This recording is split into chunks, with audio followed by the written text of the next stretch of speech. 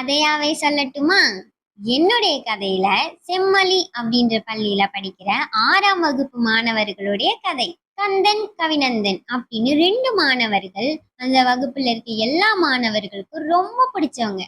ரொம்ப அன்பானவங்க, பண்பானவங்க, பணிவானவங்க, எப்பவும் எல்லாருக்கும் உதவுற குணம் கொண்டவங்க. கந்தன் தான் நல்லவன், இல்ல இல்ல கவிநந்தன் தான் நல்லவன் அப்படின்னு அந்த வகுப்புல எப்பவும் ஒரு பட்டிமன்றமே நடக்கும். இது தெரிஞ்சுக்கிட்ட ஆசிரியர் நேரா வகுப்பறைக்குள்ள போய் ஒரு 10 கேள்விகளை எழுதுறாங்க. நாளைக்கு வரும்போது இந்த 10 கேள்விகளுக்கு யாரு சரியான பதில் எழுதிட்டு வரீங்களோ அவங்களுக்கு ஒரு பெரிய பரிசு இருக்குன்னு சொல்றாங்க. எல்லா மாணவர்களும் அந்த பரிசை எப்படியாவது வாங்கியே ஆகணும்னு வீட்டுக்கு போய் ரொம்ப ஆர்வத்தோட எல்லா பதிலும் எழுதிட்டு வராங்க. அடுத்த நாள் அவங்க எழுதிட்டு வந்த தேர்வு தாளை கொடுக்கறாங்க. ஆசிரியரும் அதை திருத்திக்கிட்டு இருக்காங்க. எல்லா மாணவர்களும் ஒரே கூச்சல், எனக்கு தான் அந்த பரிசு கிடைக்க போகுது, இல்ல இல்ல எனக்கு தான் கிடைக்க போகுதுன்னு ஆர்வமா இருக்காங்க. அப்போ ஆசிரியர் அமைதியா இருங்க அப்படின்னு கத்துறாங்க. எந்திரிச்சு எல்லா மாணவர்களுக்கும் அவங்க அவங்க தேர்வு தாளை கொடுக்கறாங்க. சில மாணவர்கள் முழு மதிப்பெண் வாங்கி இருக்காங்க. நமக்கு தான் கிடைக்க போகுதுன்னு ரொம்ப ஆர்வமா இருக்காங்க. ஆனா யாருமே எதிர்பார்க்காத வகையில இந்த பரிசை வெல்ல போறது கந்தன் அப்படின்னு சொல்லிட்டாங்க. எல்லாருக்கும் ஆச்சரியமாவும் இருக்கு, கோவமும் வருது. கந்தன் முழு மதிப்பெண்ணே வாங்கல, எப்படி நீங்க அவனுக்கு பரிசு கொடுக்கலான்னு ரொம்ப கோவப்படுறாங்க. அப்படியா? நான் கொடுத்த 10 கேள்விகள்ல 5 கேள்விகள் தான் இது வரைக்கும் நான் எடுத்த பாடத்துல இருக்க கேள்விகள். மீதி 5 கேள்விகள் இது வரைக்கும் நான் எடுக்காத பாடத்துல இருந்து கேள்விகள். ஆனா எப்படி நீங்க சரியா பதில் எழுதுனீங்க அப்படின்னு கேட்டாங்க.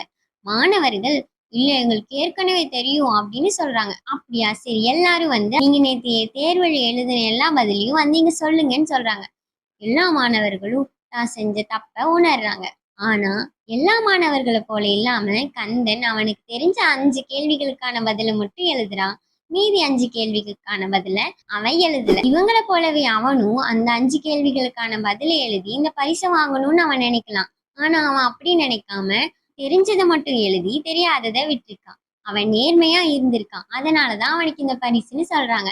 எல்லா மாணவர்களும் ஆசிரியருடைய முடிவு சரியானதுதான்னு புரிஞ்சுக்கிட்டு கந்தனை பாராட்டுறாங்க. நல்லவனா இருக்கணும்னா ரொம்ப அன்பா பண்பா இருக்கிறது எவ்வளவு முக்கியமோ நேர்மையா இருக்கிறது ரொம்ப முக்கியம்னு எல்லா மாணவர்களுக்கும் அறிவுரை சொல்றாங்க. மகிழ்ச்சியோட பள்ளி பருவத்தை முடிச்சு இந்த மாணவர்கள் எல்லாரும் கல்லூரிக்குள்ள அடி எடுத்து வைக்கிறாங்க.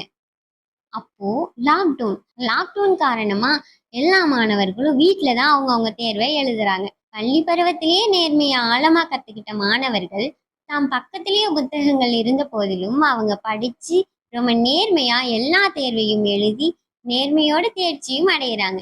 பள்ளி பருவத்திலேயே அவங்க கத்துக்கிட்ட அந்த நேர்மைன்ற பாடம் அவங்க வாழ்க்கையில எல்லா நாளையும் கடைபிடிச்சாங்க. தவறு செய்யாமல் இருக்கவங்க எல்லாரும் நல்லவங்க தான். ஆனா தவறுகள் செய்ய வாய்ப்பு கிடைத்த போதிலும் தவறுகள் செய்யாமல் இருப்பவர்களே உண்மையில் ரொம்ப நல்லவங்க. இந்த கதையை முழுமையா கேட்ட எல்லா நல்ல உள்ளங்களுக்கும் நன்றி. நேர்மையா இருக்கிறது வாழ்க்கையில ரொம்ப முக்கியம்னு எல்லாருக்கும் தெரிய வைக்கணும்னா இந்த கதையை எல்லாரும் பகிருங்க.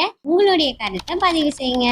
இந்த கதை பிடிச்சிருந்தா மறக்காம சப்ஸ்கிரைப் பண்ணிருங்க. மீண்டும் முழுமையா கேட்டதுக்கு மிக்க நன்றி.